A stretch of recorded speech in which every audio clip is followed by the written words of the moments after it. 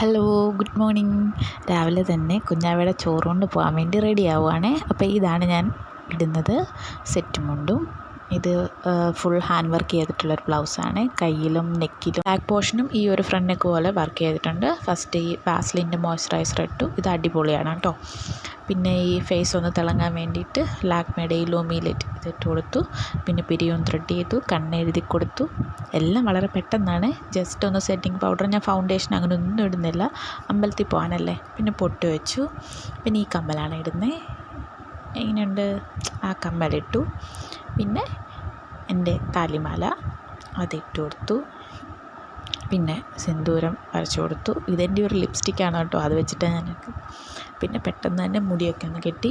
മുൽപ്പ് വെക്കുന്നുണ്ട്, ഇറങ്ങാൻ നേരമാണ് ഞാൻ വെച്ചത്. അതിൻ്റെ വീഡിയോ എടുക്കാൻ വിട്ടുപോയി. പിന്നെ നേരെ അമ്പലത്തിൽ ചെന്നപ്പോൾ കറക്റ്റ് സമയമായി. പിന്നെ പെട്ടെന്ന് തന്നെ പോയിട്ട് കുഞ്ഞിനെ കൊണ്ട് അവിടെ ഇരുന്നു. അവിടെ ചോറൊക്കെ കൊണ്ടുവച്ചു. അവൾ ഭയങ്കര ഹാപ്പി കേട്ടോ. അവൾ അതിനിടയ്ക്കിരുന്ന് വർത്താനം പറച്ചിലാണ്. അച്ഛനും അമ്മയും എല്ലാവരും ചിരിക്കുന്നത് അവളുടെ വർത്താനം കേട്ടിട്ടാണ് കേട്ടോ. ഭയങ്കര വർത്താനമാണ്, മടിയിലിരുന്ന് ഭയങ്കര വർത്താനമാണ്. അതൊക്കെ കൊണ്ടുപോകുമ്പോൾ എല്ലാത്തിലും നോക്കി ഭയങ്കര വർത്താനമായിരുന്നു. അപ്പോൾ അത് കേട്ടപ്പോൾ അവിടെ നിൽക്കുന്നവർക്കൊക്കെ ചിരിയും വന്നു. വീട്ടിലുള്ളവർക്കും അമ്മയ്ക്കും അച്ഛനും എല്ലാവർക്കും ചിരി വന്നു. അപ്പോൾ ഇതിൻ്റെ പുറകിൽ നിന്ന് ഈ വീഡിയോ ഒക്കെ എടുക്കുന്നത് ഞാനാണ് കേട്ടോ. അതുകൊണ്ട് എന്നെ അതിൽ കാണാത്തേ.